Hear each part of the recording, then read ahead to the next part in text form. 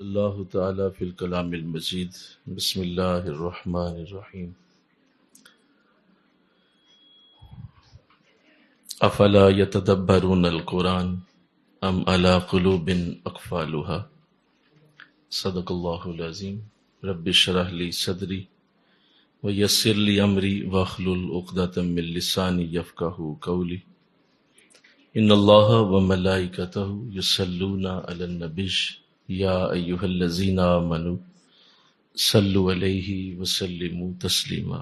مل کے پڑھیے الصلاۃ والسلام علیک یا رسول اللہ وعلی آلک واصحابک یا سیدی یا حبیب اللہ، الصلاۃ والسلام علیک یا رحمۃ للعالمین وعلی آلک واصحابک یا سیدی یا خاتم النبیین۔ نہایت معزز و محترم حاضرین و سامعین، الحمدللہ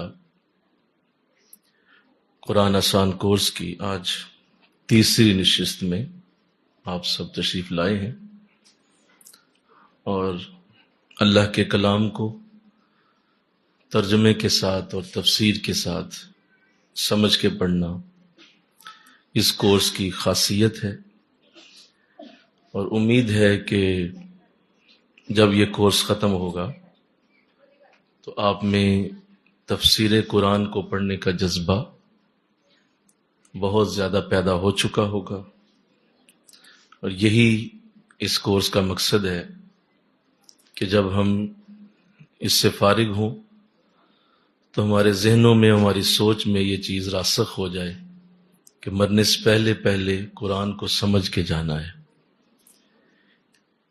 اس لیے کہ اللہ نے اس کلام کو جو عزتیں دی ہیں وہ صرف ان لوگوں کے لیے ہیں جو اس کلام کا حق ادا کرتے ہیں، اور اللہ نے کلام مقدس میں اس کا واضح اظہار بھی فرمایا کہ اللہ فرماتا ہے کہ ہم نے جنہیں یہ کتاب دی ہے، الذی آتیناہم الکتاب، ہم نے جنہیں یہ کتاب عطا کی ہے وہ اس کی تلاوت کا حق ادا کرتے ہیں۔ تو حق ادا کیسے ہو سکتا ہے جب تک آپ اس کو سمجھ کے نہیں پڑھتے، اور اگر سمجھے بغیر پڑھتے جاتے ہیں تو پھر اس کی آیات کا معاملہ اتنا سخت ہے کہ بعض ایسی آیتیں ہیں قرآن میں کہ آپ جب انہیں پڑھتے ہیں تو اس پہ توبہ کرنی چاہیے، استغفار کہنا چاہیے، لیکن چونکہ علم ہی نہیں ہوتا کہ میں نے کیا پڑھا ہے، یا کوئی سنا رہا ہے اگر قرآن تلاوت کر رہا ہے تو اس نے ایسی آیتیں پڑھی ہیں جو توبہ والی آیتیں ہیں، اور اس پہ غمگین ہونا چاہیے تھا، دل میں دکھ ہونا چاہیے تھا، لیکن سننے والا اس پہ سبحان اللہ کہتا ہے، جو کہ اس قدر سخت ظلم ہے، اتنی بڑی زیادتی ہے کہ، اور اللہ نے اسی لیے اس کلام کو اتنا عزیز کیا، اتنی بلندی عطا کر دی کہ لوگ جب بھی اس کو پڑھیں، اس کو تلاوت کریں تو اس کا حق ادا کریں۔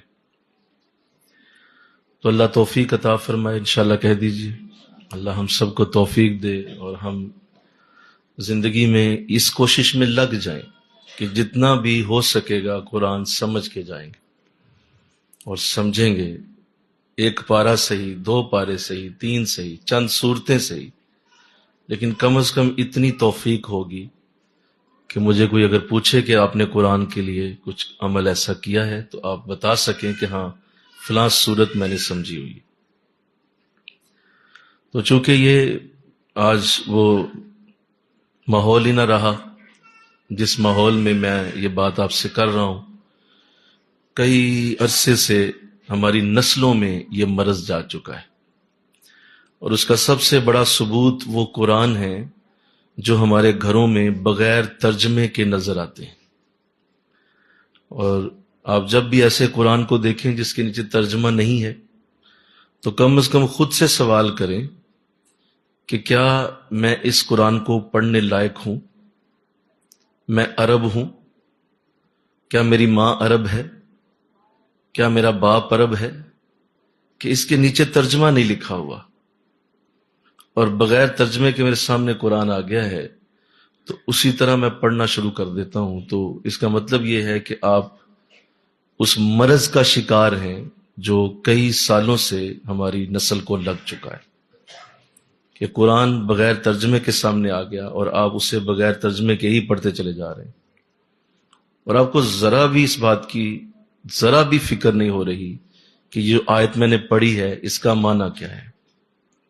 آپ اگلی آیت پڑھ جاتے ہیں، اس پہ بھی ذرا فکر نہیں ہوئی، ذرا دل ڈرا نہیں، ذرا بھی دل میں خیال نہیں آیا کہ میں دوسری آیت پڑھ گیا ہوں اور مجھے بالکل نہیں پتا چلا اس میں اللہ نے کیا کہا ہے. آپ تیسری آیت پڑھ گئے ہیں، چوتھی پڑھ گئے ہیں. جب ایسا انداز ہوتا ہے تو حضور کی حدیث موجود ہے. آقا اسلام نے ارشاد فرمایا، سنے غور سے، آقا اسلام نے ارشاد فرمایا کہ بعض قرآن پڑھنے والے ایسے ہیں کہ وہ قرآن پڑھتے ہیں اور قرآن ان پہ لعنت بھیجتا ہے. استغفر اللہ سب نے کہہ دی ہے، لیکن دیکھ لیجئے گا آپ کل پرسوں دیکھیے گا آپ کیا کرتے ہیں کہ قرآن ان پہ لعنت بھیج رہا ہوتا ہے اور لعنتیاں مجھے بند کر دے، اور بے وقوف آدمی جاہل بند کر دے، میرا تیرے ساتھ تعلق نہیں ہے. چوتھی آیت بھی آپ نے ایسے ہی پڑھ دی، پانچویں پڑھ دی، چھٹی پڑھ دی، پورا رکوع پڑھ دیا محترم نے، بلکہ پوری سورت پڑھ گیا ہے اور ایک لفظ پلے نہیں پڑا. مطلب ایک لفظ بھی پلے نہیں پڑا کہ کیا معنی ہے. اتنا سنگین مذاق آپ دنیا کی کسی کتاب سے کر کے دکھائیں، کوئی کتاب اٹھائیں. آپ میٹرک کی اردو کی کتاب لے آئیں، آپ میٹرک کی میتھ کی کتاب لے آئیں، میٹرک کی آپ سائنس کی بک لے کے آئیں اور آپ بغیر سمجھے اس کا پہلا چیپٹر پڑھ کے دکھائیں. بغیر سمجھے پڑھیں، آپ ذرا اسے بغیر سمجھے پڑھیں. آپ کا ٹیچر آپ کی کھال اتار دے گا، آپ کا پرنسپل اٹھا کے اسکول سے باہر پھینک دے گا، آپ کے والدین آپ چھڑی پکڑ کے آپ کے جسم پہ شاید جو ہے وہ لاشیں ڈال دیں. وہ تو سمجھتا تو ہے کوئی نہیں، کیا پڑھتا چلا جاتا ہے بھائی. استاد تمہیں بار بار کہے، پوچھے، کچھ سمجھتے نہیں ہو، اس سوال کو سمجھو کیا ہے اس کے اندر. یار یہ ظلم صرف قرآن سے ہی کرنا ہے آپ نے، یہ زیادتی صرف قرآن سے ہی ہونی ہے کہ پورا سپارہ پڑا اور ایک لفظ پلے نہیں پڑا کہ اس کا معنی کیا ہے. کیا میں صحیح کہہ رہا ہوں؟ ذرا سارے بولو نا، ذرا یار ذرا بولو نا، کیا میں صحیح کہہ رہا ہوں؟ ایک لفظ پلے نہیں پڑا، پورا سپارہ پڑھ دیا. اتنی زیادتی قرآن کے ساتھ. اور پھر ایک دن نہیں یار، چلو کبھی جلدی تھی ویسے ہی پڑھ لیا اور کہا چلو ابھی ٹائم نہیں ہے تو کل پرسوں موقع ملے گا تو تسلی سے پڑھوں گا. دوسرے دن بھی ایسے ہی کیا ہے، مہینہ کر دیا ہے، سال گزر گیا ہے، 10 سال ہو گئے ہیں قرآن کے ساتھ ہر روز یہ ظلم کرتے ہوئے. اور کتنے لاکھوں ایسا روز کرتے ہوں گے. تو کیسے تمہاری زندگی سنورے گی؟ آپ سمجھ نہیں رہے. حضور نے فرمایا کہ تمہاری زندگی قرآن سے جوڑ دی گئی ہے. اس جملے کو گھول کے پیو گے تو پتا ہوگا، ورنہ مشکل ہو جائے گی. تمہاری زندگی قرآن سے جوڑ دی گئی ہے. ذرا سارے بولو، تمہاری زندگی قرآن سے جوڑ دی گئی. پھر بولو، تمہاری زندگی قرآن سے. اس کو بار بار نہ، اس کو تسبیح پہ پڑھو، اس کو تسبیح کے دانوں پہ سبحان اللہ کچھ دن چھوڑ دو اور یہ جملہ تسبیح کے دانوں پہ پڑھو. تسبیح پکڑ لو اور ایک ایک دانے کے اوپر یہ پڑھتے رہو بار بار کہ حضور نے فرمایا تمہاری زندگی قرآن سے جوڑ دی گئی ہے، تمہاری زندگی قرآن سے جوڑ دی گئی. یہ تسبیح پڑھو تاکہ شاید کہیں احساس شروع ہو، شاید کہیں احساس شروع ہو اور انسان کہے یار اتنی بار میں نے اپنے آپ کو سنا لیا ہے، کون سا میں کسی کو کہہ رہا ہوں، اپنے آپ کو سنا رہا ہوں، تو کیوں نہیں میں شروع کرتا قرآن ایسے. تو افسوس، صد افسوس، اس امت کا آج حشر آپ کو اس کی وجہ سمجھ آ گئی ہے کہ اس لیے ہے کہ ہم نے قرآن کے ساتھ جو زیادتی کی ہے، ہمارے ساتھ وہی زیادتیاں لوگ کر رہے ہیں، ہمارے ساتھ وہی زیادتیاں قومیں کر رہی ہیں. اسرائیل ہمیں تباہ و برباد کرنے پہ تلا ہوا اور کر رہا ہے. 2-3 ملک صفحہ ہستی سے مٹنے کے قریب آ چکے ہیں، اور ان کو ختم کرنے کے آخری کونے پہ آ گیا، وہ ختم ہو چکے ہیں وہ ملک. بس ان کے نقشے آپ دیکھتے ہیں، کچھ ہی عرصے میں وہ نقشے بھی ختم ہو جائیں گے، اور پھر اگلے ملکوں کی باری آئے گی. جب تک قرآن کے ساتھ ہم صحیح نہیں جڑیں گے، قرآن خود ہمیں تباہ و برباد کر دے گا. یہ بہت بڑا کلام ہے، یہ اللہ کا بہت بڑا نظام ہے، سسٹم. اس کے لیے ہم یہ جو کلاسیں لگاتے ہیں، اسی لیے لگاتے ہیں. اس کے پیچھے شعور ہے، اس کے پیچھے ایک شوق ہے، اس کے پیچھے ایک ذوق ہے، ایک انداز ہے، ایک تڑپ ہے، ایک درد ہے کہ کاش یہ قوم قرآن کو اس طرح پڑھے. اور اسی طرح یہ انشاءاللہ ایسا ہوگا. انشاءاللہ کہہ دیجئے، اللہ توفیق دے دے گا. اگر مجھے ملی، آپ کو بھی ملے گی انشاءاللہ، سب کو ملے گی. جو اس درد کو سمجھے گا وہ ضرور اس تعلیم کو لے جائے اور اس کو آگے پھیلائے گا انشاءاللہ. تو اللہ توفیق دے دے. آج آقا دو جہاں کی شان اقدس میں جو آیت کریمہ میرے سامنے ہے، آپ کے پاس نوٹس موجود ہیں. لیکچر نمبر 3، یہ سورہ فتح ہے اور اس کی آیت نمبر 10 ہے جو میرے سامنے ہے. آپ کے ہاتھوں میں اگر ہیں تو ساتھ ساتھ آیت کو بھی دیکھیں اور آیت کے اوپر نظر رکھیں. سورہ فتح میں اللہ نے اپنے محبوب کی شان میں ایک بہت بڑی آیت اتاری، اور اس آیت کا ذکر آج ہم کرنے والے ہیں. یہ بڑی مشہور آیت ہے، اور ہم چونکہ سلسلہ نقشبند میں ہیں، ہمارے لیے اس آیت کی ایک الگ سے خوبی بھی ہے. میں اسے بھی کوشش کروں گا کہ عرض کروں. بسم اللہ الرحمن الرحیم. ان الذین، بے شک وہ لوگ، یبایعونک، جنہوں نے آپ کی بیعت کی ہے. انما یبایعون اللہ، یہ وہ ہیں جنہوں نے اللہ ہی کی بیعت کی ہے. ید اللہ فوق ایدیہم، اللہ کا ہاتھ ان کے ہاتھوں کے اوپر ہے. فمن نکث فانما ینکث علی نفسہ، بس جس نے اس بیعت کو توڑ دیا تو اس کے توڑنے کا وبال اس کی ذات پر ہی ہوگا. ومن اوفی بما عہد علیہ اللہ، اور جس نے اس عہد کو پورا کر دیا جو اللہ سے اس نے کیا تھا. فسیؤتیہ اجرا عظیما، تو اللہ اسے اجر عظیم عطا فرمائے گا. پھر سنیے، اے جان عالم، بے شک جو لوگ آپ کی بیعت کرتے ہیں در حقیقت وہ اللہ تعالیٰ سے بیعت کرتے ہیں. اللہ کا ہاتھ ان کے ہاتھوں پہ ہے، بس جس نے اس بیعت کو توڑ دیا تو اس کے توڑنے کا وبال اس کی ذات پر ہوگا، اور جس نے ایفا کیا اس عہد کو جو اس نے اللہ سے کیا تو اللہ اسے اجر عظیم عطا فرمائے گا. تو یہ خوبصورت آیت، اس کا پس منظر کیا ہے، کیوں نازل ہوئی؟ آقا دو جہاں صلی اللہ علیہ وسلم آپ مدینہ سے تقریباً 1400 کے قریب صحابہ کرام کو لے کے آپ مکہ شریف کی طرف عمرہ کی نیت سے تشریف لے گئے. آپ نے صحابہ سے فرمایا مدینہ میں کہ میں نے خواب میں دیکھا ہے کہ ہم عمرہ کر رہے ہیں. تو صحابہ خوش ہو گئے. فرمایا حضور اس کی تعبیر کیا ہے؟ فرمایا تعبیر یہی ہے کہ جلد انشاءاللہ اللہ کے حرم میں ہم پہنچیں گے. تو کچھ ہی دن بعد آپ نے صحابہ کو تیاری کا حکم دیا، اور آپ باقاعدہ احرام باندھ کر آپ نے مدینہ سے مکہ کی طرف قصد فرمایا. ادھر بھی اطلاع ہو گئی کہ مسلمان آ رہے ہیں اور 1400 کی تعداد ہے. تو چونکہ یہ ابھی کشیدگی کا دور تھا اور مکے والے پہلے بڑے خوف زدہ تھے، تو انہوں نے اپنے کچھ جاسوسوں کو بھیجا کہ جا کے پتہ کر کے آؤ کہ کتنا سامان جنگ ہے اور یہ کیا نیت ہے ان کی.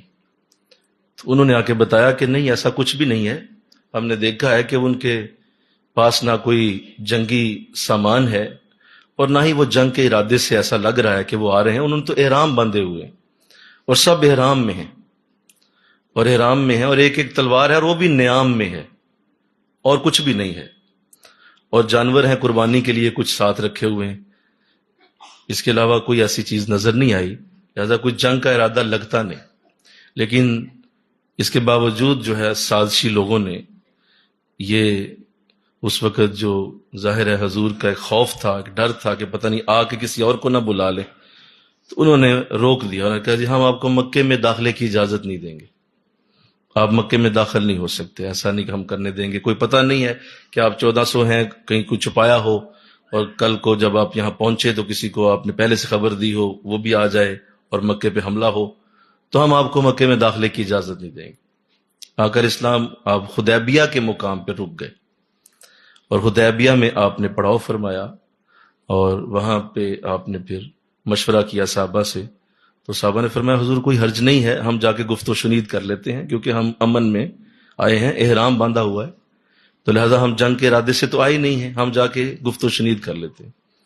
تو سب کا جو متفقہ فیصلہ ہوا وہ حضرت عثمان غنی رضی اللہ تعالی عنہ کے اوپر ہوا کہ آپ جائیں گے اور جا کے گفت و شنید کریں گے اور انہیں آمادہ کریں گے کہ ہم عمرہ کی نیت سے آئے ہیں اور عمرہ کر کے واپس چلے جائیں گے۔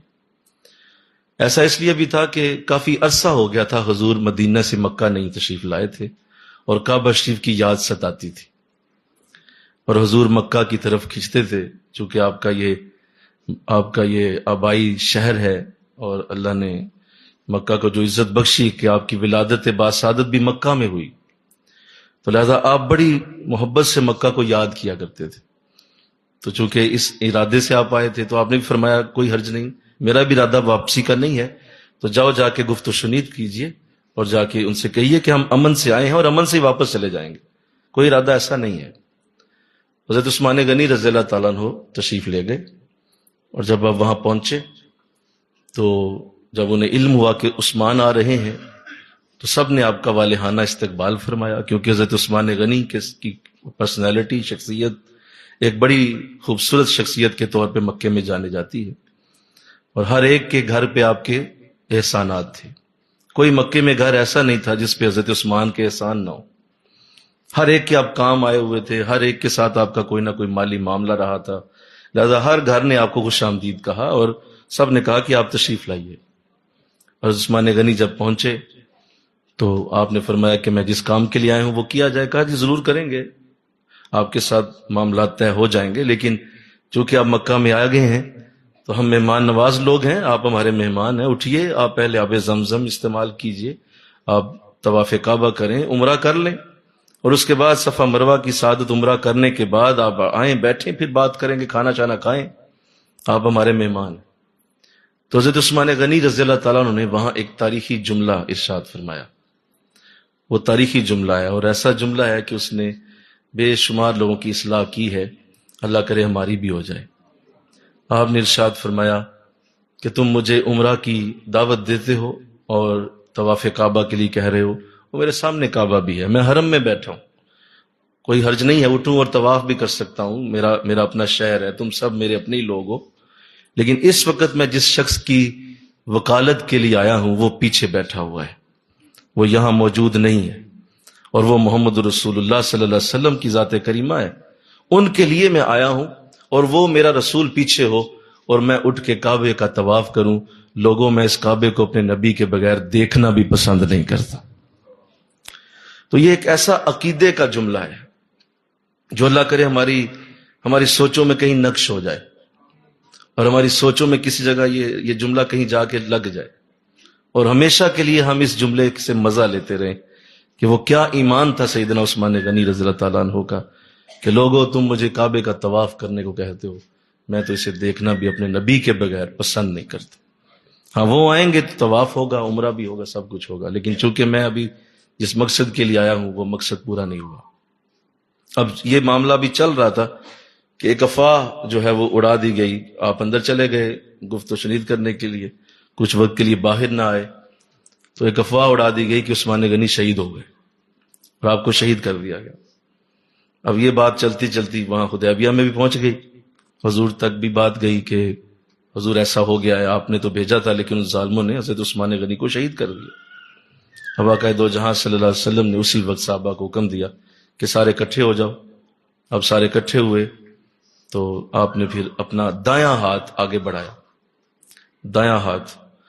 بڑھایا، فرمایا کہ یہ عثمان کا ہاتھ ہے، کون اس ہاتھ پہ بیعت کرتا ہے کہ جب تک وہ یہاں سے عثمان کا قتل کا بدلہ نہیں لے کے جائے گا، وہ جائے گا نہیں، وہ یہاں مجھ سے بیعت کرے کہ ہم عثمان کے قتل کا بدلہ لیے بغیر اب یہاں سے نہیں جائیں گے۔ سارے صحابہ بڑھ چڑھ کے آگے نکلے اور ایک ایک کر کے سب نے حضور کے ہاتھوں پہ ہاتھ رکھا۔ اب وہ جو ہاتھوں پہ ہاتھ رکھا جا رہا تھا وہ اتنا خوبصورت عمل تھا کہ اللہ نے اس کو قرآن کے اندر درج فرما دیا، اور یہ وہ آیت ہے جو اس عمل کے پس منظر میں اتاری گئی۔ جب وہ ہاتھوں پہ ہاتھ رکھے جا رہے تھے تو اللہ کو یہ عمل بڑا پسند آ رہا تھا، یہ ایک دوسرے کے ساتھ محبت کا طریقہ اور ایک اپنے بھائی کی قتل کے لیے اکٹھا ہونا اور کہنا کہ نہیں خبردار کس نے ایسا کیا ہے، ہم بدلہ لیے بغیر نہیں جائیں گے، تو اللہ کو یہ عمل بڑا پسند آیا۔ تو ساتھ ہی قرآن میں آیت اتری کہ لوگوں سن لو ان الذین یبایعونک، بے شک یہ کر تو بیعت آپ ہی کی رہے ہیں، ذرا دھیان سے سننا، اب ذرا سینہ تھام لو، کر تو بیعت یہ آپ ہی کی رہے ہیں، ان الذین یبایعونک، یہ بے شک یہ وہ لوگ ہیں جو آپ کی بیعت کر رہے ہیں، یبایعون اللہ، یہ اللہ سے بیعت کر رہے ہیں۔ کیا اللہ وہاں تھا؟ کیا اللہ کے ہاتھوں پہ بیعت ہو رہی تھی؟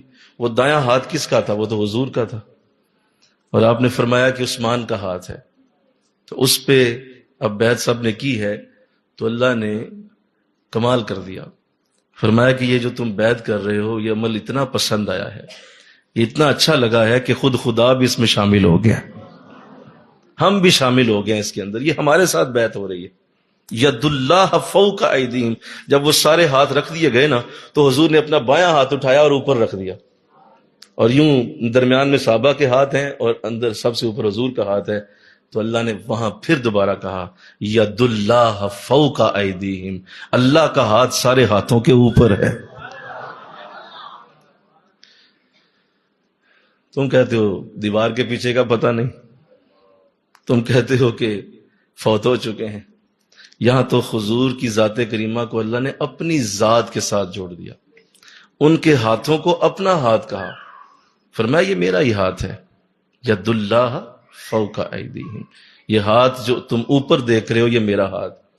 اب حضور نے بھی بیعت لے لی، اور اب جب یہ عمل ہوا تو حضرت عثمان غنی رضی اللہ تعالیٰ عنہ، چونکہ یہ بات غلط تھی، یہ صحیح تھی نہیں، تو بعد میں خیر خبر بھی ہو گئی کہ نہیں یہ بات غلط تھی، درست نہیں تھی، تو اب بعض منافقین نے یہ بات اڑائی، آج بھی ہیں ایسے منافق بہت زیادہ ہیں، منافقین نے یہ بات، دیکھیں جی کیسا نبی ہے، کیا اسے پتہ نہیں تھا کہ عثمان زندہ ہے؟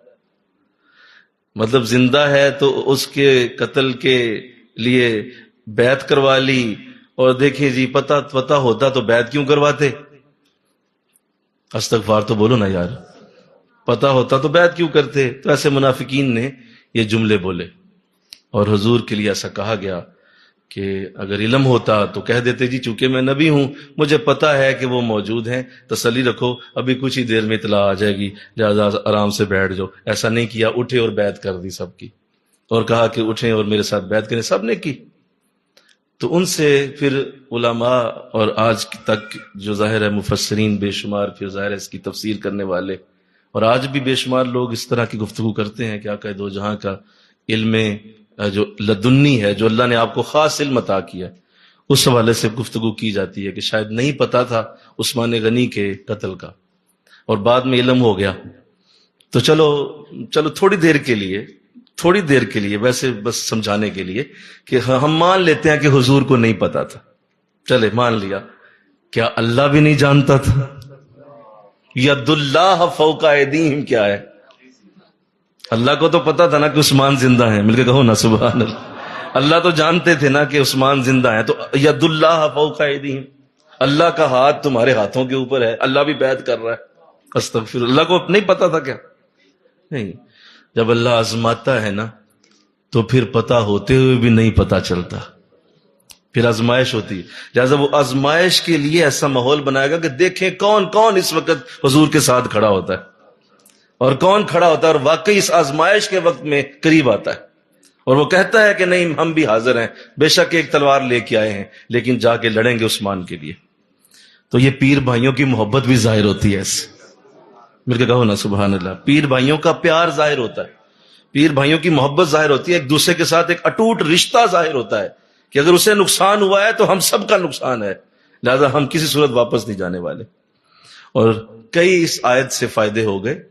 ایک تو یہ کہ منافقین بھی کھل کے سامنے آئے، بولو منافقین سامنے آ گئے، حضور کی شان کریمہ ابھر کے سامنے آئی کہ اللہ نے ان کے ہاتھوں کو اپنا ہاتھ کہہ دیا۔ اور قرآن میں ایک اور جگہ بھی ارشاد فرمایا، جب آقا دو جہاں صلی اللہ علیہ وسلم بدر کے میدان میں تھے تو آپ نے کنکریاں اٹھا کے تو کافروں کی طرف جب پھینکی تو قرآن نے اس عمل کو بھی بڑا پسند فرمایا کہ میرے نبی نے کنکریاں اٹھا کے کافروں کی طرف پھینکی ہیں، تو فرمایا کہ وَإِذْ رَمَيْتَ إِذْ رَمَيْتَ وَلَكِنَّ اللَّهَ رَمَى، ارے نبی وہ جو تو آپ نے کنکریاں پھینکی تھی وہ آپ نے تو نہیں پھینکی تھی، وہ تو اللہ نے پھینکی تھی۔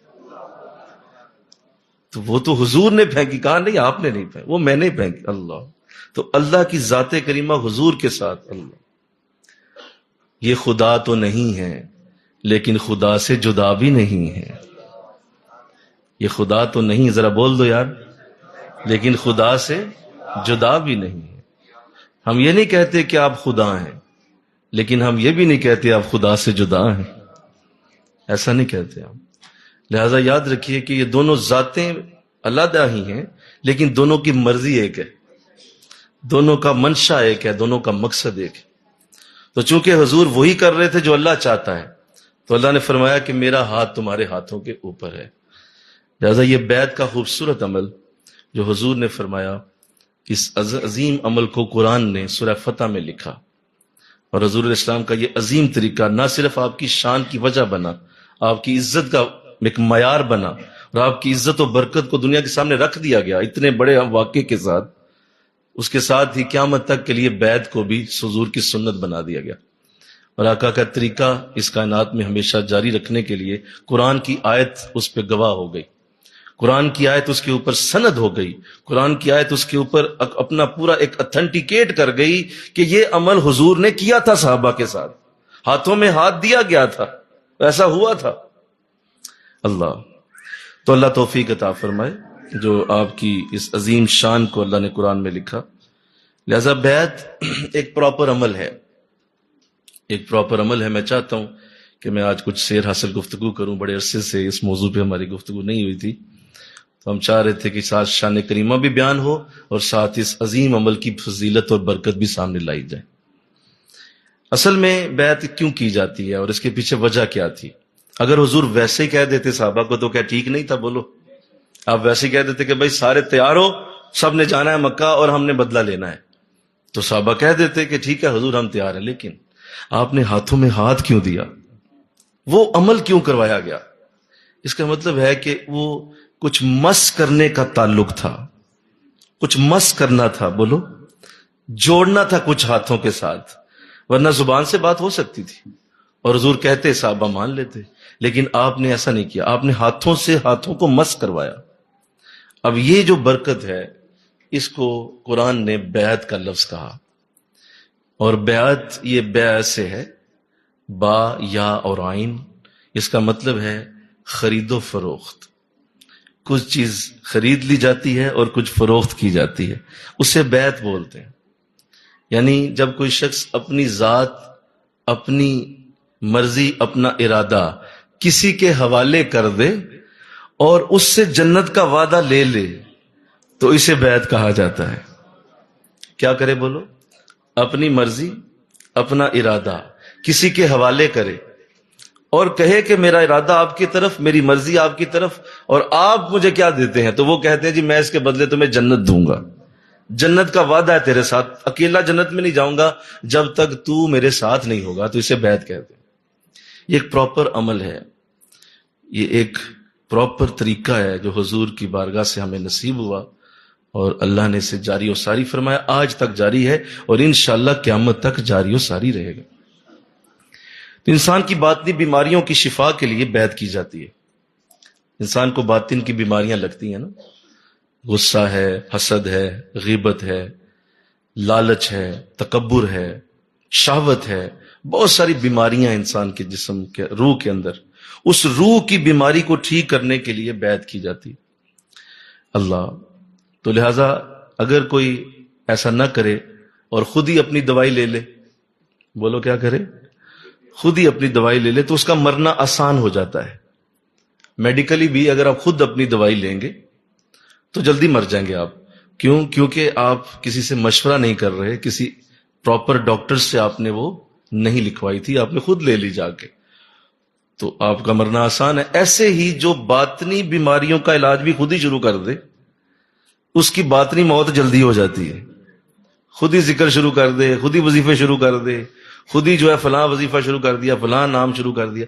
اللہ کا ہر نام ایک دوائی کی طرح ہے، ایک میڈیسن ہے، اور اس کو آپ بغیر پوچھے استعمال کریں گے تو ہو سکتا ہے وہ آپ کے لیے اس وقت موجود ہی نہ ہو، اس کی ضرورت ہی نہ ہو، اس کے لیے وہ اس کی موجودگی کی ضرورت نہیں۔ اللہ نے اسی لیے ہر نام اپنا علیحدہ برکت کے ساتھ رکھا۔ رحیم اور ہے، بولو، رحمان اور ہے، کریم اور ہے، جلیل اور ہے، ودود اور ہے، اسی طرح قہار اور ہے۔ قہار کہتے ہیں غضب اتارنے والا، غصہ کرنے والا قہار۔ اب یہ نام اپنی الگ تاثیر رکھتا ہے، جلیل علیحدہ تاثیر رکھتا ہے۔ اسی طرح اللہ کا نام علیم ہے، بولو، اس کی تاثیر علیحدہ ہے۔ تو ہر نام کی تاثیر علیحدہ رکھی گئی ہے، تو اگر بغیر پوچھے کوئی استعمال کرے گا تو اس کی تاثیر علیحدہ ہو جائے گی، جلدی روحانی موت واقع ہو جائے گی۔ اللہ، ایسے ہی ہم نے اکثر ڈاکٹر دیکھے ہیں، میں یہ بات کر دوں کہ جب وہ خود بیمار ہو نا تو خود دوائی نہیں لیں گے، جا کے کسی اور ڈاکٹر کے پاس جائیں گے اور جا کے اس سے کہیں گے کہ ٹھیک ہے میں بھی ڈاکٹر ہی ہوں، لیکن چونکہ آپ اس وقت طبیعت میری خراب ہے، تو آپ بتائیے کیا مسئلہ ہے مجھے۔ تو وہ ڈاکٹر ہو کے کسی اور ڈاکٹر کے پاس چلا جاتا ہے، تو اس کا مطلب ہے کہ انسان کو کسی نہ کسی کی ضرورت ہوتی ہے، جب تک وہ اسے صحیح مشورہ نہ دے وہ اس کی دوائی ٹھیک نہیں ہو سکتی۔ تو یہ کیسے پتا چلے گا کہ ہم مریض ہیں؟ بڑی عام بات، ہم روحانی طور پہ بیمار ہیں، یہ کیسے پتا چلے گا؟ جسمانی بیمار تو پتا چل جاتا ہے، بولو کیسے پتا چلتا ہے؟ جسم درد ہوتا ہے، بولیے، اس عضو میں درد ہوتی ہے، وہاں پین ہوگی، آپ پریشان ہو جائیں گے یا تھکاوٹ ہو جائے گی، لیٹ جائیں گے اور بے ہوشی ہو جائے گی، تو یہ جسم کے امراض کی علامت ہے۔ ایسے ہی ہے، بولو۔ باطنی امراض کی علامت یہ ہے، سنو، اگر تمہاری تنہائی اور تمہارا لوگوں کے سامنے آنا اور ہے، تنہائی میں تم اور ہو، تو یہ تمہارے باطنی مریض ہونے کی علامت ہے۔ یہ دونوں ایک ہونے چاہیے تھے، تنہائی میں اور ہیں، بولیے، اور لوگوں کے سامنے اور ہیں، تو یہ ہے ایک باطنی مرض۔ یا ایسے چلو ایک اور آسان کر دوں، کسی غیر محرم کو دیکھ کر اگر آپ میں کنٹرول نہیں ہے تو یہ بھی بیماری باطن کی علامت ہوتی ہے کہ یہ باطن میں ٹھیک نہیں ہے انسان۔ اب آپ اندازہ کریں یہاں کتنے بیمار پھر رہے ہیں، تو ان سب کو ٹھیک کس نے کرنا ہے؟ کیا خود ٹھیک ہو سکتے ہیں؟ کیا خود آپ یہ عمل کر سکتے ہیں؟ تو یہ دو میں نے آپ کے سامنے علامتیں رکھ دی، ان دونوں علامتوں کو ہمیشہ اپنے اندر دیکھتے رہیے، اور دیکھتے رہیے کہ اگر ایسا ہے تو اس کا مطلب میں ابھی ٹھیک نہیں ہوں۔ خلوت اور جلوت ایک ہونی چاہیے، مل کے کہو سبحان اللہ، بولیے، خلوت اور جلوت ایک ہونی چاہیے۔ اور اسی طرح کوئی بھی آ جائے سامنے تو ایک دیوار کی طرح انسان ہو، اور انسان اسی طرح اپنے آپ کو سنبھال سکے جس طرح وہ اکیلا ہے تو سنبھلا ہوا ہے۔ تو اگر ایسا ہو جائے تو اس کا مطلب اب تم باطنی طور پہ تندرست ہو چکے ہو اور تجھے کوئی فرق نہیں پڑتا۔ اللہ، تو اللہ توفیق عطا فرمائے۔ یہ بیعت کی جو اصل برکتیں ہیں جو قرآن کی اس آیت سے ہمیں ملی۔ پھر اگلی بات سمجھ لیجئے کہ وہ جو روحانی علاج کرنے والا ہوتا ہے اسے مرشد کہتے ہیں، جو جسمانی علاج کرتا ہے اسے ڈاکٹر کہتے ہیں، اور جو روحانی علاج کرے اسے مرشد کہتے ہیں۔ بھئی مسئلہ کیا ہے تمہیں؟ سادی سی بات ہے، جو جسمانی علاج کرے اسے ڈاکٹر کہہ دیتے ہیں، جو روحانی علاج کرے اسے مرشد کہہ دیتے ہیں۔ تو ایسے جیسے ڈاکٹر جو ہے وہ کسی یونیورسٹی سے باقاعدہ وہ ڈگری لیتا ہے اور جاتا ہے 4 سال 10 سال 6 سال پڑھتا ہے، اور پھر اسے یونیورسٹی کہتی ہے کہ آپ واقعی ڈاکٹر ہیں، تو پھر تو ٹھیک ہے، اور پھر وہ ڈاکٹر جو ہے وہ ہاؤس جاب بھی کرتا ہے، اور اس کے بعد اس کو یہ اتھینٹیکیٹ کر دیا جاتا ہے کہ اب آپ اپنا کلینک کھول سکتے ہیں، اور اب آپ کسی ہاسپٹل میں جائیں، لوگوں کا علاج کریں، آپ کی ہاؤس جاب بھی ہو گئی اور آپ کی یونیورسٹی بھی پوری ہو گئی۔ تو اسے گورنمنٹ الاؤ کرتی ہے کہ وہ جا کے علاج کرے۔ اس سے پہلے اگر وہ بیٹھے گا تو چھاپا پڑے گا اس پہ. بولو اس پہ کیا ہوگا جی؟ چھاپا پڑ جائے گا اور اس کو پکڑ کے لے جائیں گے کہ نہ تو تیرے پاس ڈگری ہے نہ تو کسی سے پڑھا ہے، تو کیسے یہاں کلینک کھول کے بیٹھ گیا. تو بالکل اسی طرح کوئی اللہ والا کسی کو کئی سال تربیت دے، کئی سال تربیت دے، اس کو باطنی امراض کے سارے اتار چڑھاؤ سمجھائے، اور وہ پوری طرح جان لے کہ کب کسی کو کون سا اگر باطنی مرض لگا ہو تو اس کی کیا دوائی اور کیا اس کا علاج ہوتا ہے، اور پھر وہ شخص اسے باقاعدہ خلافت بھی دے اور اس کو یہ اجازت دے کہ اب جاؤ جا کے تم بھی لوگوں کو اللہ اللہ کراؤ، لوگوں کو بیعت کرو. پھر وہ جا کے بیعت کرتا ہے اور اس کی بیعت میں اثر پیدا ہوتا ہے. تو یہ ایک پراپر نظام ہے جو پیرالل چل رہا ہے، ادھر جسمانی نظام کے ساتھ اور ادھر روحانی نظام کے ساتھ. یہ بالکل پیرالل ہے، یہ بالکل ایک جیسا ہی ہے. ہاں ادھر روحانی طور پہ علاج ہوتے ہیں بولو، اور ادھر جسمانی علاج ہوتے ہیں. تو یہ دونوں ایک ہی چیز ہیں. اللہ. تو اس لیے جس طرح آپ ظاہر ہے کسی ڈاکٹر کے پاس جائیں گے، دھیان سے سنیے یہ بات، کسی ڈاکٹر کے پاس آپ جائیں گے تو آپ کو وہاں جا کے وہ ایک کاغذ کے اوپر آپ کے نام وغیرہ لکھتا ہے، رجسٹریشن آپ کی جاتی ہے، آپ کی ایج کیا ہے، بلڈ پریشر کیا ہے، اس وقت آپ کا جو ہے وہ بی پی لیول کیا ہے، اس وقت ٹیمپریچر کیا ہے. تو وہ پوری طرح لکھتا ہے کہ نہیں لکھتا؟ بولو سارے. وہ پورا لکھتا ہے، آپ کا پورا جانچ کرتا ہے، اور پھر آپ کا نام، آپ کا جو ہے وہ آپ کا پچھلا ریکارڈ کیا ہے وہ سارا دیکھتا ہے، اور پھر آپ کی رجسٹریشن کر کے اپنے پاس رکھ لیتے ہیں اور کہتا ہے جی اب آپ میرے مریض ہیں، 6 ماہ یہ دوائی کھائیں، 6 ماہ یہ کھائیں، اب آپ کا کورس شروع کرتے ہیں ہم.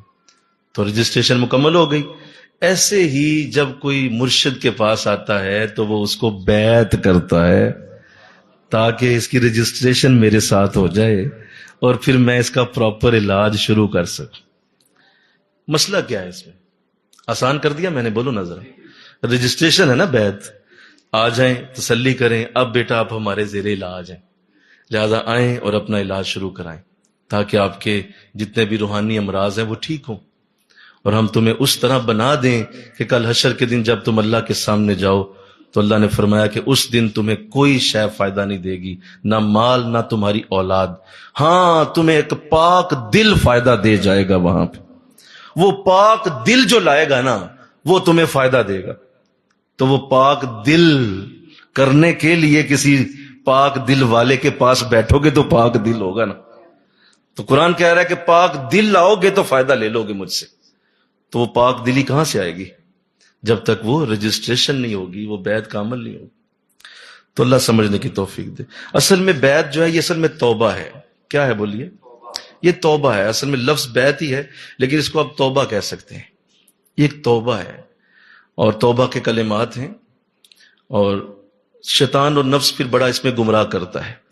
شیطان اور نفس کہتا ہے کہ توبہ ہی کرنی ہے نا تو اپنے گھر بیٹھ کے کر لو، اپنے گھر بیٹھو، مصلی بچھاؤ، اللہ سننے والا ہے، وہ توبہ قبول کرتا ہے بندوں کی، لہذا تم بھی توبہ گھر میں بیٹھ کے کر لو. جی بالکل کر رہے ہیں آپ توبہ گھر بیٹھ کے، آپ کریں توبہ، لیکن یہ یاد رکھیں کہ اس توبہ پہ کوئی سند نہیں ہے کہ وہ قبول ہو گئی ہے. ہاں وہ اس توبہ کو پسند ضرور کرتا ہے کہ میرے بندے نے توبہ کی ہے، لیکن وہ قبول ہو گئی ہے یہ سند نہیں ہے. تو اللہ والوں کے پاس جا کے توبہ کرنا اور ان کے ہاتھوں پہ ہاتھ رکھ کے توبہ کرنا، اس پہ دلیل قرآن کی موجود ہے کہ توبہ قبول اس وقت ہو جاتی ہے جب اللہ والے کے ہاتھ پہ کی جاتی ہے. تو یہ توبہ قبول کرنے کا سند کا انداز یہ صرف بیعت کے اندر ہے کہ اسی وقت توبہ قبول ہو. اللہ. تو یہ مرد بھی کرتے ہیں، عورتیں بھی کرتی ہیں، یہ دونوں کرتے ہیں. مردوں کے لیے بھی سورہ صحیح بخاری کے اندر، بلکہ یہ آیت ابھی تو میں نے پڑھی ہے، سورہ فتح کی آیت مردوں کی آیت ہے، اور صحیح بخاری میں پوری حدیث موجود ہے. حضرت عبادہ بن صامت رضی اللہ تعالی عنہ سے روایت، اور انہوں نے ارشاد فرمایا کہ ہم مسجد نبوی میں ہی بیٹھے تھے کہ حضور تشریف لائے، اور آپ نے فرمایا صحابہ تم مجھ سے بیعت کیوں نہیں کرتے؟ فرمایا حضور کس بات پہ بیعت کریں؟ فرمایا لاؤ ہاتھوں کو لاؤ. ہاتھ آگے کیے، سب نے ہاتھوں پہ ہاتھ رکھے، اور فرمایا مجھ سے بیعت کرو، تم جو ہے وہ قتل نہیں کرو گے، شراب نہیں پیو گے، بیٹیوں کو زندہ دفن نہیں کرو گے، کوئی تم جو ہے وہ آج کے بعد ماں باپ کی نافرمانی نہیں کرو گے. یہ سارا کچھ آپ نے ہم سے وعدے لیے، اور پھر فرمایا جو جو اس پہ عمل کرے گا اس کا جنت کا اعلان میں خود کروں گا حشر کے دن. لہذا حضور نے وعدہ بھی دے دیا اور آپ نے وہ بیعت کا عمل کروایا. اب مجھے بتائیے کیا صحابہ پہلے ہی یہ سب کچھ چھوڑ نہیں چکے تھے؟ بولو. چھوڑ چکے تھے، شراب پہلے ہی چھوڑ چکے تھے، بولو نا یار. ماں باپ کے کون نافرمان بیٹھا ہوا تھا؟ سارے مومن تھے. اور کون ان میں بے نماز تھا؟ کون ان میں شراب نوش تھا؟ سب چھوڑ چکے تھے ہر چیز. اس کے باوجود یہ الفاظ بخاری شریف میں کیوں آئے؟ یہ اس لیے آئے کہ قیامت تک کے لیے حضور نے اسے اپنی سنت بنانا تھا، اور اس سنت کو جاری کرنے کے لیے یہ الفاظ بنا دیے. اور آج تک لوگ جو بھی بیعت ہوتے ہیں وہ انہی الفاظ کے ساتھ بیعت کیے جاتے ہیں. عورتوں کی آیت سورہ ممتحنہ کی آیت نمبر 12 ہے. کون سی ہے جی؟ آیت نمبر 12 سورہ ممتحنہ کے اندر واضح ارشاد ہے کہ نبی جب تمہارے پاس مومن عورتیں بیعت کرنے آئیں تو انہیں ان ان ان ان ان الفاظ کے ساتھ بیعت کیا کرو. الفاظ بھی بتا دیے. میں کبھی کبھی جب سوچتا ہوں تو ہم جو ہے وہ مردوں کے لیے آیت بیعت تو ابھی میں نے پڑھی ہے سورہ فتح میں، لیکن اس میں الفاظ کا ذکر نہیں ہے. اس میں صرف اتنا ہے جس نے بیعت کی ہے وہ اللہ سے بیعت ہو گئی ہے اس کی، اس میں یہ ضرور ذکر ہے لیکن الفاظ نہیں ہیں. لیکن عورتیں اس حوالے سے بڑی خوش نصیب ہیں کہ جب ان کی آیت پڑھی جاتی ہے تو اس میں باقاعدہ لفظوں کے ساتھ آیت بیعت موجود. میرے کہو نا سبحان اللہ، کہ اس میں بیعت کے الفاظ اتار دیے گئے کہ یہ الفاظ آپ نے نبی بولنے ہیں جب مومن عورتیں تمہارے پاس آئیں. کون آئیں؟ کافرہ نہیں. یہ کافروں کو بیعت نہیں کی جا رہی، مومن عورتوں کو کہا جا رہا ہے کہ جب حضور کے پاس بیعت کرنے آئیں تو ان الفاظ کے ساتھ بیعت کی. تو عورتیں بھی کرتی ہیں، مرد بھی کرتے ہیں. ہاں یہ ہے کہ ان کے سیکھنے کا انداز ذرا اور ہوتا ہے، مردوں کا سیکھنے کا انداز ذرا اور ہوتا ہے، لیکن بہرحال دونوں کے لیے یہ میدان کھلا ہے. یہ میدان دونوں کے لیے کھول دیا گیا ہے. اللہ کا ولی بننے کا حق جتنا مرد کو ہے اتنا ہی اللہ کا ولیہ بننے کا حق ایک عورت کو بھی ہے. حضرت رابعہ بصریہ رحمت اللہ علیہ کتنی بڑی ولیہ تھیں کہ حضرت حسن بصری رحمت اللہ علیہ جب درس قرآن شروع کرتے تو اس وقت تک شروع نہ کرتے جب تک رابعہ آ کے بیٹھ نہ جاتی. لوگ کہتے حضرت لیٹ ہو گیا، ٹائم بڑا ہو گیا، شروع کر دیں. تو فرماتے نہیں، جس کو سنانا ہے وہ تو ابھی آئی نہیں، وہ آئے گی تو میں شروع کروں. اس قدر نیک خاتون ولیہ. تو لہذا عورتوں کے لیے بھی میدان اسی طرح کھلا ہے جس طرح مردوں کے لیے. تو اللہ نے اس عظیم عمل کا جو عظیم رتبہ اور عظیم برکت بنائی وہ آیت بیعت سورہ فتح کے اندر، سورہ ممتحنہ کی آیت نمبر 12 کے اندر اور صحیح بخاری کی حدیث کے اندر اس کا باقاعدہ ذکر کیا گیا. اچھا، میں نے ابھی عرض کر رہا تھا کہ بیعت وہ جو لوگ کہتے ہیں کہ گھر میں ہی توبہ کر لیں، چلیں ٹھیک ہے، تو اس کی ایک مثال ہے کہ اگر تو آپ نے گھر میں توبہ کی ہے، اچھی بات ہے، ضرور کریں، کرنی چاہیے، لیکن جیسے میں نے کہا کہ وہ قبول ہونے کی سند نہیں. ایسے ہی جیسے عدالت میں جب آپ پیش ہوتے ہیں تو عدالت میں آپ سادہ کاغذ پہ کچھ لائیں گے نا لکھ کے، تو عدالت کہے گی کہ یہ ہم قبول نہیں کر سکتے. آپ نے سادہ کاغذ پہ لکھا ہے، نیچے سائن بھی ہے، سب کچھ ہے، لیکن یہ سادہ کاغذ ہے. عدالت کہتی ہے کوئی سٹیمپ پیپر لے کے آئیں. نہیں سمجھے بات؟ وہ سٹیمپ پیپر لے کے آئیں جو گورنمنٹ کا سٹیمپ پیپر ہے، اس کے اوپر جو مرضی لکھ دیں، ہم قبول کرنے پہ تیار ہیں. کیوں؟ اس کے پیچھے سٹیمپ پیپر ہے. وہ چاہے 50 روپے والا ہے، چاہے 100 روپے والا ہے، چاہے 1000 لاکھ والا ہے، سٹیمپ پیپر کے اوپر کچھ لکھو گے تو گورنمنٹ مان جائے گی. ایسے ہی جب اللہ والے کے ہاتھ پہ توبہ کرو گے تو اللہ بھی مان جائے گا اسی وقت. اللہ بھی اسی وقت مان جائے گا میرے بندے نے پراپر طریقہ اختیار کیا. تو اس سے بیعت کہتے ہیں. بیعت جو ہے وہ 3 قسم کی ہے. کتنے قسم کی ہے جی؟ پہلا قسم بیعت کی ہے بیعت اسلام. بیعت اسلام یہ ہے کہ جب کوئی کافر ہوتا ہے اور کفر سے وہ اسلام میں آنا چاہتا ہے، اللہ والے یا جو بھی اسے کلمہ پڑھا رہا ہے اس کے ہاتھوں پہ ہاتھ رکھ کے کہے کہ میں اسلام کہتے ہیں، جو حضور کیا کرتے تھے بیعت اسلام.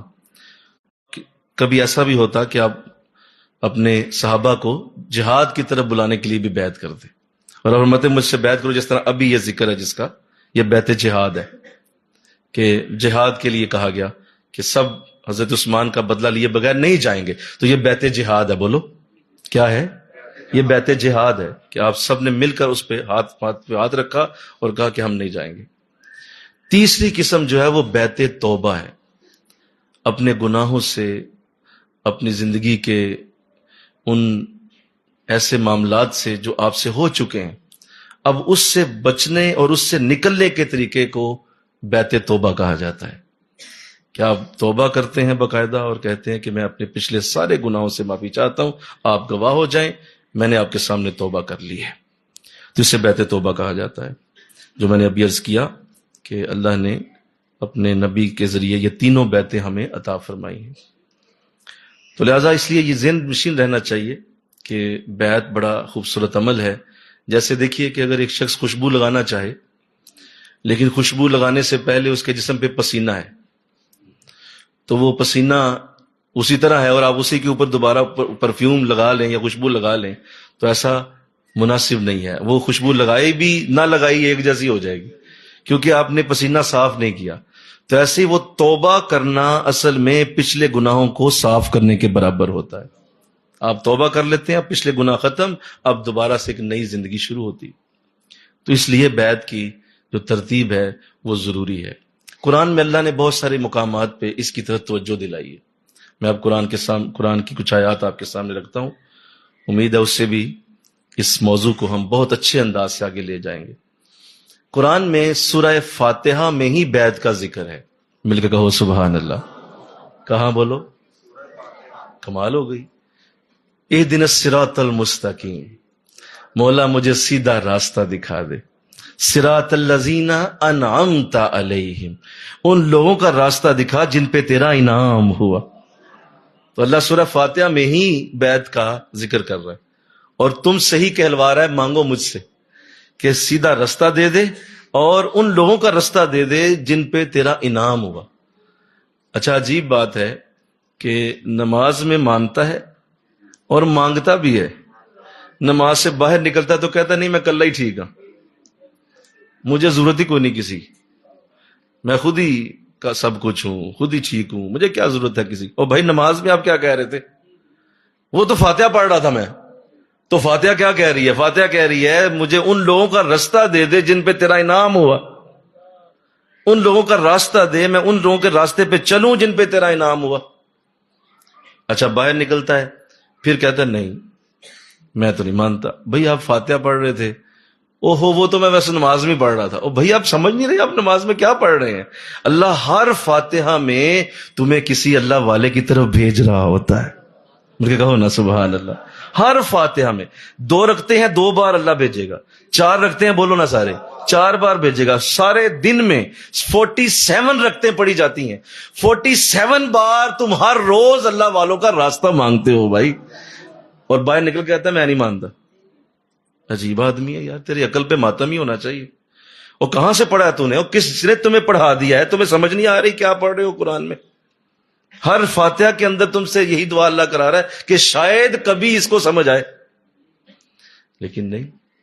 لیکن میں اس پہ ایک بات کر دوں کہ یہ خوش نصیبوں کا راستہ ہے. ہاں مجھے کہو سبحان اللہ. بولو یہ عام لوگوں کا ہے نہیں. چلو فاتحہ میں اللہ نے پڑھا دیا سب کو، اس کے باوجود یہ خاص لوگوں کا راستہ ہے، اس کے باوجود یہ خاصوں کا معاملہ ہے، یہ عام لوگوں کا نہیں ہے. اللہ نے اسے خاص ہی رکھنا ہے اور خاص ہی رکھے گا، ہمیشہ ایسے رہے گا. اس کے بعد اگلی آیت قرآن میں ارشاد فرمایا اللہ نے یا ایھا الذین آمنوا اتقوا اللہ، اے ایمان والو اللہ سے ڈرو، وکونوا مع الصادقین، اور سچوں کے ساتھ رہا کرو. قرآن میں پڑھا آپ نے وکونوا مع الصادقین، سچوں کے ساتھ رہو. اب قرآن کہہ رہا ہے سچوں کے ساتھ رہو، تو سچوں کے ساتھ کیسے رہو؟ میں نہیں مانتا کہہ کے بولو میں نہیں مانتا اور سچوں کے ساتھ رہنا ہے. کیسے رہو گے بھائی؟ آپ مانتے ہی نہیں ہیں، سچوں کے ساتھ کیسے رہیں گے؟ پہلے ماننا ہوتا ہے، پھر جھکنا ہوتا ہے، پھر اپنے گھٹنے جھکانے ہوتے ہیں، پھر سر نظریں نیچے کرنی ہوتی ہیں، اور پھر ہاتھوں پہ ہاتھ رکھنے ہوتے ہیں. اب مزہ آیا ساتھ رہنے کا. اب ساتھ ہو نا تم، اسے ساتھ رہنے کہتے ہیں. ابو جہل سے کسی بچے نے سوال کیا، اور یہ بڑی خوبصورت بات ہے. گو بہت بڑا بدبخت آدمی تھا لیکن سمجھدار بڑا تھا، ذہین بڑا تھا، اور اس کی فطانت اور ذہانت بے شمار تھی. آپ اس کی ذہانت اور فطانت کا اس بات سے اندازہ لگائیں کہ حضور نے اس کے لیے بھی دعا مانگی تھی کہ اللہ اس کو ایمان کی دولت دے دے. اتنا بڑا ذہین آدمی تھا. ایک بچے نے کہہ دیا، اس نے کہا کہ ابو جہل عمر بن ہشام، کیا تجھے یہ واقعی نہیں لگتا کہ محمد اللہ کے رسول ہے؟ کیا واقعی تمہیں نہیں لگتا؟ چھوٹا سا معصوم بچہ، 5-7 سال عمر ہوگی. عربوں کے بچے بڑے تیز ہوتے ہیں. تو اس نے یہ بات کر دی، اس نے کہا تجھے واقعی نہیں لگتا کہ محمد اللہ کے رسول صلی اللہ علیہ وسلم؟ تو اس نے بڑے مسکرا کے اسے دیکھا، اس نے کہا بچے بڑا اچھا سوال کیا، اور دیکھو ہم سردار لوگ ہیں، ہم جھوٹ نہیں بولتے، ہم ایسا نہیں کرتے، یہ ہماری شان کے خلاف ہے کہ ہم جھوٹ نہیں بولتے، اور میں جھوٹا نہیں ہوں، مجھے اس کی عادت بھی نہیں۔ محمد واقعی اللہ کے رسول ہیں۔ تو اس نے جب یہ سنا نا تو بچے نے کہا کہ اچھا تم مان بھی گئے ہو تو پھر کلمہ کیوں نہیں پڑھتے، مسلمان کیوں نہیں ہو جاتے؟ تو اس نے یہ جملہ بولا جو آج لوگ بولتے ہیں اس حوالے سے۔ اس نے کہا کہ اس لیے میں نہیں ایمان لاتا کہ اگر میں نے کلمہ پڑھ لیا تو جب مجھے محمد کے آگے جھکنا پڑ جائے گا صلی اللہ علیہ وسلم، کیونکہ میں نے دیکھا ہے کہ ان کے صحابہ ان کے آگے سروں کو جھکا لیتے ہیں۔ یہ مجھ سے نہیں ہو سکتا، اس سردار کی گردن نیچے نہیں آئے گی، چاہے کٹ جائے لیکن میں اسے نیچے نہیں آنے دوں گا۔ اور ایسا ہی ہوا، جب بدر میں مرنے لگا اور اس کو یقین آ گیا کہ اب میرا خاتمہ قریب ہے، تو اس نے کہا کہ اے مجھے مارنے والے ذرا گردن سے ذرا نیچے کر کے وار کرنا، لمبی گردن سردار کی نظر آنی چاہیے۔ تو آج بھی یہی مسئلہ ہے، پتہ ہے یہ صحیح راستہ ہے، یہ درست راستہ ہے، داتا صاحب بھی اسی پہ تھے، مل کے کہو سبحان اللہ، غوث اعظم بھی اسی پہ تھے، حضرت پیر مہر علی اسی پہ تھے، حضور سیدنا مجدد الفسانی اسی پہ تھے، حضرت شیخ بہاؤالدین شاہ نقشبند اسی پہ تھے، بڑے بڑے اللہ والوں کے نام کون نہیں جانتا، جو تھوڑا سا پڑھا لکھا انہیں سب ناموں، سلطان باہو اسی پہ تھے، بابا فرید گنج شکر اسی پہ تھے، حضرت بہاؤالدین ذکریہ ملتانی اسی پہ تھے، بس سارے بزرگوں کے نام لیں آپ، وہ سارے کسی نہ کسی پیر کے مرید تھے، پتہ سب کو، لیکن جائے کون، بیٹھے کون، صفوں پہ بٹھا دیں گے، نیچے بٹھا دیں گے، میری گاڑی باہر کھڑی ہوگی، میں یوں بیٹھوں گا، میں یوں کروں گا، وہ یہی چیزیں سوچ سوچ کے اس عظیم برکت سے محروم ہو جاتے اور ضائع کر بیٹھتے ہیں اپنی ساری زندگی۔ میں قرآن کی ایک اور آیت آپ کے سامنے رکھتا ہوں، اور دیکھیے اس میں اللہ نے کیا خوبصورت انداز بیان کیا، اس میں اللہ نے واضح کر دیا، قرآن میں وہ مکالمہ موجود ہے شیطان کا اور اللہ کا، اس میں اللہ واضح فرماتا ہے کہ بدبختہ تو دور ہو جا، تو رجیم ہے، جو خبیث ہے، تو مردود ہے، میرے دربار سے نکل جا، تو نے آدم کو سجدہ نہیں کیا، دفع ہو جا۔ اب اس نے اللہ سے کچھ باتیں کی ہیں، میں وہ توجہ چاہتا ہوں۔ اس میں پہلی بات اس نے یہ کی کہ آپ مجھے نکال رہے ہیں، وعدہ کریں کہ اب قیامت تک آپ مجھے نہیں چھیڑیں گے، میں آپ کے بندوں کو گمراہ کروں گا، ہر صورت کروں گا، آپ مجھے کچھ نہیں کہیں گے، وعدہ آپ کریں گے تو نکلوں گا۔ اللہ نے فرمایا جا تجھے دیا وعدہ، جس کو چاہے گمراہ کر لے، جا تیری کھلی چھٹی ہے۔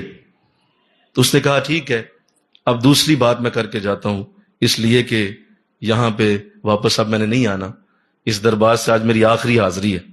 تو آخری بات جو اس نے اللہ سے کی تھی وہ اللہ والوں کے حوالے سے کی تھی، آئے ہائے، آخری بات اللہ سے کی اور اللہ والوں کے حوالے سے کی۔ کیسا وہ، میں سمجھتا ہوں ہے تو بدبخت اور مردود ہی، لیکن اللہ والوں کی شان بلند کر گیا۔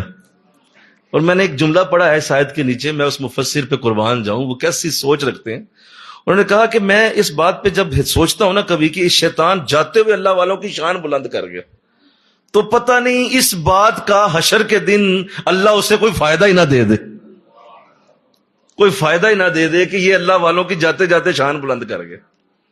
کیا شان بلند کر گیا؟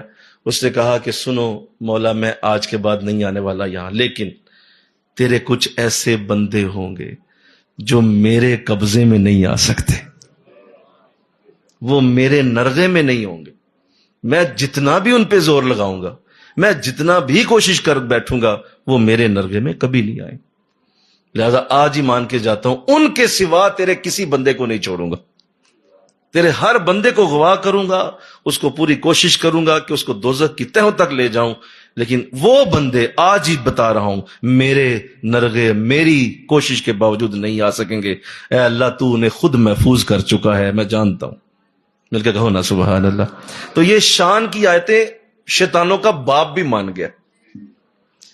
تو کیا چیز ہے جو تو آج ان کو ناپتا پھرتا ہے اور ٹیسٹ کرتا پھرتا ہے؟ اللہ والوں کو نا لوگ ٹیسٹ بھی کرتے رہتے ہیں، اچھا آج جا کے دیکھتا ہوں کیا بولتے ہیں، اچھا آج جا کے دیکھتا ہوں کیا کیا کہتے ہیں، آج دیکھتا ہوں کیا کر رہے تھے، آج دیکھتا ہوں کس طرح پڑھ رہے تھے، کس طرح بول رہے تھے، کس طرح بیٹھے ہوئے چیک کرتے پھرتے ہیں بے وقوف۔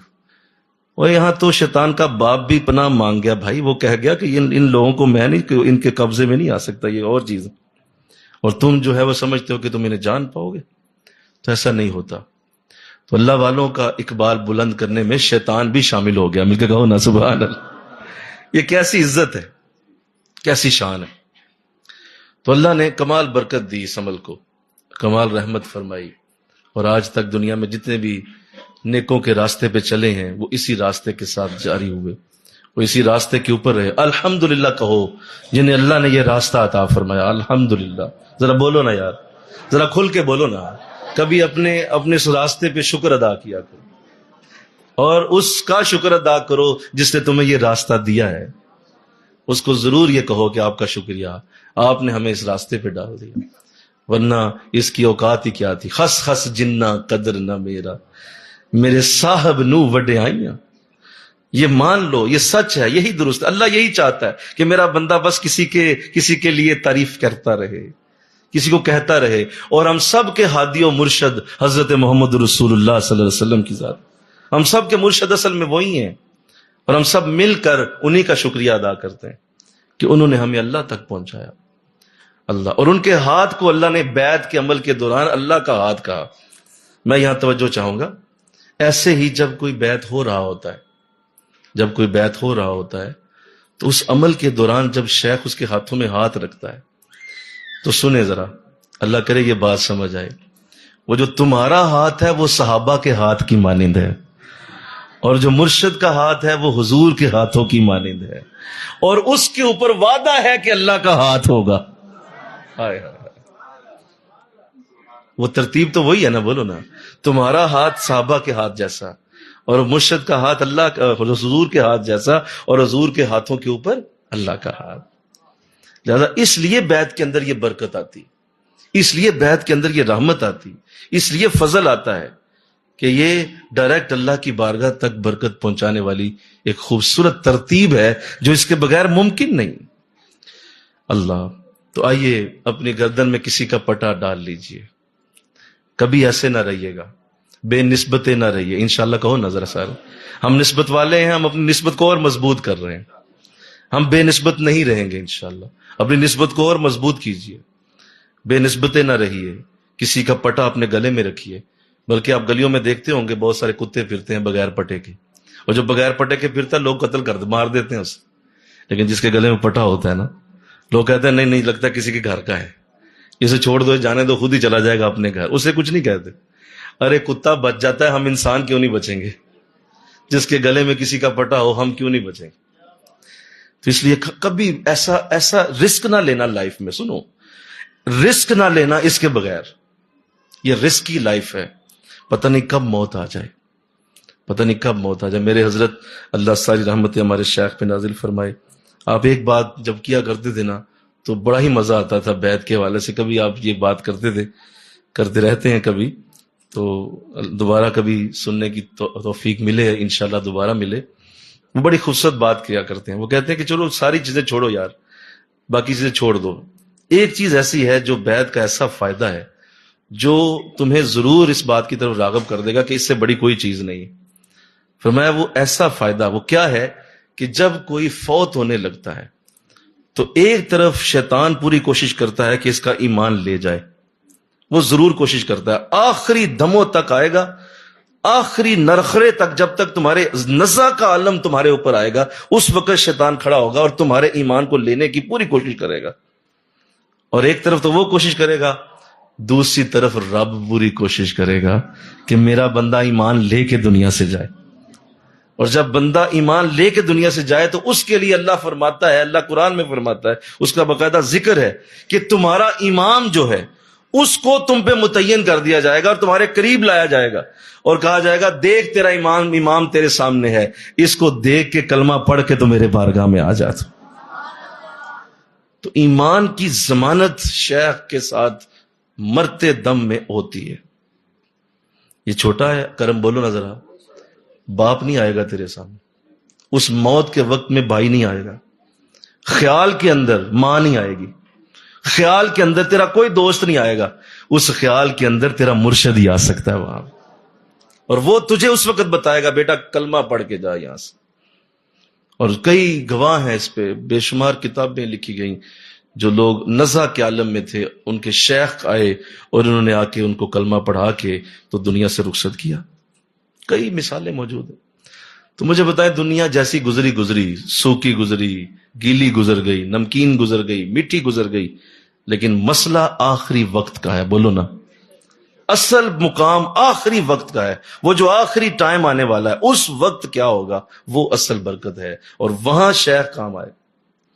تو میں اکثر صدقات کرتا تھا، حضور یہ بس اس پہ وعدہ کریں، تو آپ فرماتے ہیں بیٹا وعدہ پہلے کیا ہوا ہے، دوبارہ کر لیتے ہیں، آئیں گے انشاءاللہ اس وقت تمہارے پاس، ضرور آئیں گے، تسلی رکھو۔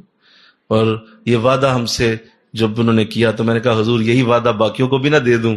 فرمانے لگے جس کو چاہے دے دو، ہم ضرور آئیں گے تمہارے پاس، ضرور۔ لجپال پریت نو توڑ دے نہیں، جدی باں پھڑ لین پھر چھوڑ دے نہیں، کبھی آؤ تو صحیح ان محفلوں کی طرف، فقیروں کی صحبت بڑی چیز ہے، دماغوں سے آؤ دلوں کی طرف، فقیروں کی صحبت بڑی چیز ہے، کبھی آؤ تو صحیح ان محفلوں کی طرف۔ یہ ہیں اللہ والے، یہ دیتے ہیں سب کچھ، یہ ہیں اللہ والے، بولو، یہ دیتے ہیں سب کچھ، مگر ان سے لینے کا چاہیے ڈھب کچھ، بہت جانچ لیتے ہیں دیتے ہیں تب کچھ۔ اس وقت دیں گے جب تمہارے لیے جانچ پوری ہو جائے گی۔ ہمارا پکا مرید ہے، کہیں نہیں جاتا۔ تو یہ نہ ہو کہ کوئی ادھر جا رہا ہے، کوئی ادھر جا رہا ہے، کوئی ٹیل میل یقین ہوتے ہیں نا بعض موسمی پرندے، کبھی اٹھ کے ادھر اڑ کے چلے گئے، کبھی اٹھ کے اڑ کے وہاں چلے گئے۔ ایسا انداز نہیں ہونا چاہیے، ایک ہی در کے رہو اور مضبوط رہو۔ اور میں نے وہ کئی بات سنائی ہے، آخری بات مولانا روم رحمۃ اللہ علیہ نے وہ خوبصورت بات لکھی مثنوی شریف میں۔ آپ فرماتے ہیں کہ ایک بکری جو ہے وہ ریوڑ کے ساتھ جا رہی تھی اپنے، تو تھوڑا بچھڑ گئی، پیچھے رہ گئی جنگل میں، تو ایک دلدل راستے میں آئی تو وہ اس میں پھنس گئی۔ اب دلدل کے اندر وہ گر گئی۔ اب جب گری تو بیچاری کوشش کرے، لیکن دلدل اس کو اندر کھینچے اور کھینچے اور کھینچے، اسے لگتا ہے کہ میں نہیں نکل پاؤں گی۔ اس نے اپنے آپ کو چھوڑ دیا اور انتظار کرنے لگی کہ چلو تھوڑی دیر میں ہو سکتا ہے کوئی معاملہ بنے، میں نکل ہی جاؤں۔ ابھی تھوڑی دیر گزری تو ایک بھیڑیا جو ہے وہ بھی ادھر آ نکلا۔ اس نے دیکھا کہ بھیڑ جو ہے وہ دلدل میں پھنسی ہوئی ہے، تو اس نے کہا کہ آسان ہے شکار یہ تو میرا۔ وہ بھاگتا ہوا اس نے نکالنے کی جب کوشش کی تو وزنی تھا، تو وہ بھی دلدل کے اندر گھس گیا۔ اب وہ بھی ڈوبنے لگا، مرنے لگا۔ تھوڑی دیر گزری تو بھیڑ جو ہے وہ ہنسنے لگی، اونچی اونچی کہہ کے لگا رہی ہے، ہنس رہی ہے۔ تو بھیڑیا کہتا ہے، مولانا روم لکھتے ہیں، بھیڑیا کہتا ہے کہ مر تو بھی رہی ہے، مر میں بھی رہا ہوں، تو ہنسنے والی کیا بات ہے؟ اب بات بڑے غور سے سننی ہے، ہنسنے والی کیا بات ہے اس میں؟ تو بھیڑ نے کہا ہنسنے والی بات اس لیے ہے کہ ابھی تھوڑی دیر میں میرا مالک گھر جائے گا اور وہ بکریاں گنے گا، ایک بکری کم ہوگی تو وہ ضرور آ کے مجھے ڈھونڈ کے نکال کے لے ہی جائے گا، تیرا کیا بنے گا؟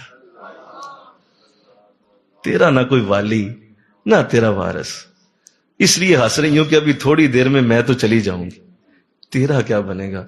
تو ایسے ہی ہم انسانوں کو مولانا روم فرماتے ہیں، ہمارا اگر کوئی والی وارث ہوگا نا تو وہ ہمیں دوزخ سے نکال ہی لے گا، ایک دن وہ نکال ہی لے گا۔ اور اگر جس کا کوئی نہ ہوا تو بتاؤ اس کا کیا بنے؟ اس لیے یہ بڑی رسکی لائف ہے، اس کو اپنی دماغ سے نہیں دل سے سوچو۔ دماغ کہے گا یہ وہ ادھر ادھر دائیں بائیں بھاگے گا، دماغ کو چھوڑو، دل سے بات سنو، دل کے اندر لے کے جاؤ۔ اور کبھی نہ ایسی زندگی گزارنا، خود بھی، اپنے بہن بھائی، اپنے بیوی بچے، اپنے عزیز، جہاں تک جس سے تمہیں محبت ہے نا، اسے کہو آؤ تمہیں کسی ایسی جگہ چھوڑ آؤں جہاں تیرا دین بھی محفوظ ہو جائے، جہاں تیرا ایمان بھی محفوظ ہو جائے۔ یہی ان سے محبت کی علامت ہے۔ تو اللہ اس کی توفیق عطا فرمائے۔ آقا دو جہاں کی شان کریمہ بھی بیان ہوئی، اور ساتھ جو ہے وہ ہماری نسبت اور ہمارا سلسلہ اور ہمارے سلسلے کی برکت بھی اس میں اللہ نے ہمارے سامنے رکھی ہے۔ اللہ سمجھنے کی توفیق عطا فرمائے۔ وما علینا الا البلاغ۔ آمین۔ اللہم صلی سیدنا و مولانا محمد وعلی آل سیدنا و مولانا محمد وبارک وسلم۔ الہ العالمین قبول فرما۔ تیرے مولا قرآن کی برکتیں جس طرح ہمیں مل رہی ہیں، جو تو ترتیب چاہتا ہے اسی ترتیب سے ہم چل رہے ہیں۔ اللہ اپنی رحمت فرما، آج کی گفتگو سے ہمارے دلوں کو روشن فرما، منور فرما۔ تیرے قرآن کی آیت، تیرے نبی کی شان اور محبت رسول کا یہ الگ انداز جو آج ملا، اللہ قبول فرما۔ الہ العالمین ہم سب کو اپنے اعلیٰ بندوں میں شامل فرما اور ہماری نسبت کو مضبوط بنا۔ مولا ہمیں اس نسبت کے ساتھ زندگی اور موت عطا فرما، ہماری نسبت مضبوط رہے، ہماری نسبت پکی رہے، اور ہماری نسبت میں مولا اور زیادہ برکتیں پیدا کر دے۔ یہ تمام ساتھی سلامت رہیں جو صاحب نسبت ہیں، اور جو صاحب نسبت نہیں ہیں اللہ انہیں جلد کسی کا در عطا فرما، جلد کسی کا در عطا فرما۔ مولا کسی کا در دے دے، کسی کے در کے غلام بنا دے، کسی کے در کے حقیر اور مولا کمی بنا دے، اللہ ہمیں نوکر اور خادم بنا دے۔ اللہ قبول فرما۔ میرے حضرت سلامت رہیں جنہوں نے ہمیں یہ نسبت کے رنگ عطا کیے، تمام برکتیں اور رحمتیں انہی کے نام ہیں، اللہ قبول فرما۔